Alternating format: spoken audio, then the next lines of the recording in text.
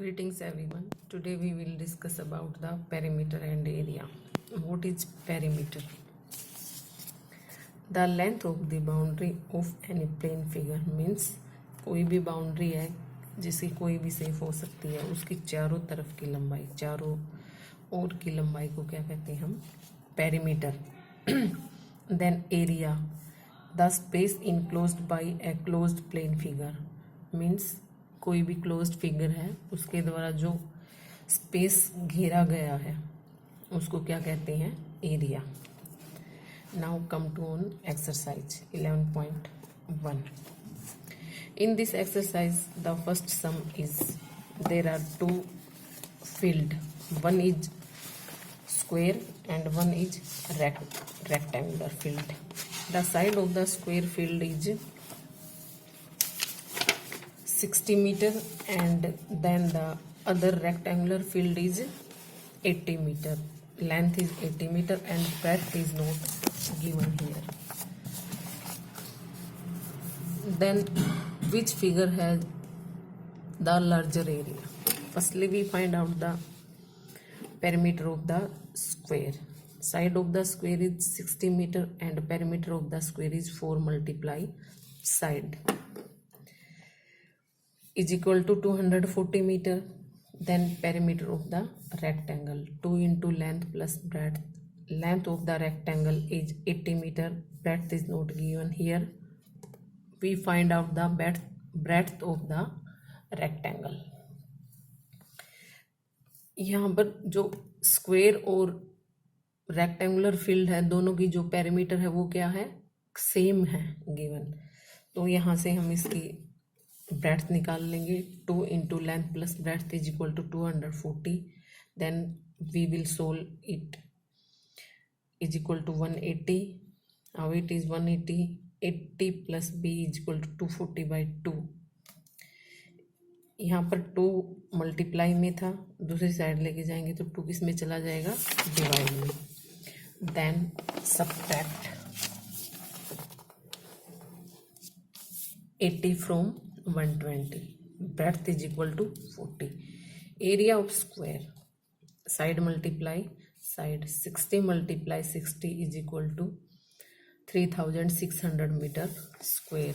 And area of rectangle is length multiply breadth, 80 multiply 40 is equal to 3200 meter square. Then the which field has enclosed the more area? Square has the larger area. Now come on second question. Mrs. Kosik has a square plot with the measurement as shown in the figure. She wants to construct a house in the field of a plot. A garden is developed around the house. Find the total cost of the developing a garden around the house at the rate of ₹55 per meter square. एक square plot है, एक lady है, उस square plot में एक घर बनाना चाहती है बीचों बीच, और जो घर की लेंथ है वो है 20 मीटर और ब्रेड्थ क्या है? 15 मीटर. It means the house is rectangular shape. Firstly we find out the area of the plot. Plot का एरिया निकाल लेंगे. Side multiply side 625 metre square. Then we will find out the area of house. Length multiply breadth 20 multiply 15, 300 metre square. अब जो garden का area है वो कैसे find out करेंगे? Area of plot subtract area of house. 625 subtract 300 metre square. जो area है garden का वो क्या आ गया? 325 मीटर स्क्वायर. अब इसने क्या कहा था सम में? कॉस्ट ऑफ 1 मीटर स्क्वायर जो है वो कितनी है? 55 rupees per metre square. Means जो गार्डन है उसकी मेंटेनेंस के लिए जो उसने खर्चा किया वो 1 मीटर पे 55 रुपये किया है. और जबकि गार्डन का टोटल एरिया क्या है? 325 मीटर स्क्वायर. तो 325 को मल्टीप्लाई कर देंगे 55 से, क्या आ जाएगा? 17,875 rupees. That's it. The answer is 17,875 radius find out करना था हमें। रेडियस कैसे फाइंड आउट करेंगे? Diameter divide by 2। तो डायमीटर हमारा क्या है यहाँ सेमी सर्कल का 7 and then 7 divide by 2 is equal to 3.5 metre. Then circumference of first circle, जो फर्स्ट सर्कल है उसकी सर्कमफ्रेंस फाइंड आउट करनी है हमें। सर्कमफ्रेंस क्या होती है सर्कल की? सर्कल की बोला मैंने पाई आर, 2 पाई आर होती है एक्चुअली सर्कल की। अगर सेमी सर्कल की निकालेंगे तो क्या होती है वो? Pi r 2 pi r divide by 2। 2 से 2 कैंसिल हो जाएगा, तो यहाँ पर हमारी जो पाई आर रह जाएगी 22/7 multiply 3.5 is equal to 11 metre. किसकी आ गई? एक सेमी सर्कल की आई है। दूसरे सेमी सर्कल की सेम रेडियस है तो उसकी भी क्या आएगी? 11 मीटर। उसकी भी 11 मीटर आएगी। और then find perimeter of the given figure. जो गिवन फिगर है उसकी पेरीमीटर कैसे फाइंड आउट करेंगे? एक सेमी सर्कल की 11 है, दूसरे की भी 11 है। ये सर्कमफ्रेंस निकलेगी हमारी जो ये वाली, और इसकी भी ये वाली। और जो पूरी फिगर की हमें पेरीमीटर निकालनी है तो ये और ये बीच के जो रेक्टेंगुलर की जो है वो आएंगे लेंथ। तो रेक्टेंगुलर की लेंथ कैसे निकलेगी हमारी? यहाँ पर 13 मीटर। देखो ये कंप्लीट क्या गिवन है? 20 मीटर गिवन है। यहाँ पर ये 3.5 है, यहाँ पर ये 3.5 है। इट मीन्स 3.5 यहाँ से कट गया और 3.5 यहाँ से कट गया। तो क्या करेंगे हम?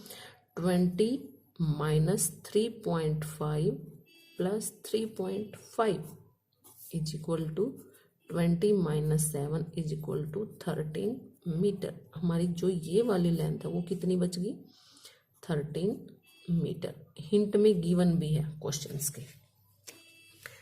सो 13 मीटर आ गई। ये भी 13, ये भी 13। So 11 plus 11 plus 13 plus 13 22 plus 26 is equal to 48 metre. Then area of the circle. अगर हम गौर से देखें इसको 2 टाइप से हम सर्कमफ्रेंस जो निकालनी थी वो हम एक सर्कल करके भी निकाल सकते थे, क्योंकि यहाँ पर आधा सर्कल यहाँ है, आधा सर्कल यहाँ पर है, सेम दोनों का रेडियस है, तो आधे और आधे को मिलाएंगे तो कंप्लीट सर्कल बन गया। तो यहाँ पर हम पाई आर न निकाल के 2 पाई आर भी ले सकते थे, क्योंकि जो सर्कल है वो एक बन रहा है कंप्लीट, इस छोर का और इस छोर के को मिला के। तो next area of the circle. Area क्या होता है सर्कल का? Pi r square. So 22/7 multiply 3.5 multiply 3.5। तो जो कैलकुलेशन करेंगे तो हम क्या आ जाएगा? 38.5 metre square. Then area of rectangle is equal to length multiply breadth. 13 multiply 7। इसकी लेंथ हमने निकाली थी वो क्या थी? 13 एंड देन ब्रेड्थ इज 7। तो एरिया क्या आ गया हमारा? 13 multiply 7 is equal to 91 metre square. अब हमें क्या करना है? इस पूरी फिगर का एरिया फाइंड आउट करना था हमें। क्वेश्चन में क्या पूछा हुआ था? पूरी फिगर का एरिया। तो पूरी फिगर का एरिया कैसे निकलेगा? जो दोनों सेमी सर्कल्स गिवन है देन प्लस द रेक्टेंगल। तो रेक्टेंगल का एरिया हमारा क्या आया था? 91 metre square and then semi circles, 2 semi circle हैं उनको मिला के एक सर्कल बन गया था, तो उसका एरिया क्या आया था? 38.5 मीटर स्क्वायर। जो कंप्लीट जो एरिया है वो हमारा क्या है? 129.5 मीटर स्क्वायर। अब आप ये बोलेंगे कि जो हमारा रेक्टेंगल का जो हमने पेरीमीटर निकाली थी उसमें तो हमने 7 नहीं लिया, लेकिन जो हम एरिया निकाल रहे हैं उसमें हमने 7 लिया। मैंने आपको इंट्रोडक्शन में भी बताया था जो पेरीमीटर होती है वो क्या होती है? Length of the boundary of any given figure, यानी कि जो गिवन फिगर है उसके चारों ओर की बाउंड्री। बट जो रेक्टेंगल की जो ब्रेड्थ है वो कहाँ आ रही है? बीच में, इसलिए हमने रेक्टेंगल की जो ब्रेड्थ है वो नहीं ली।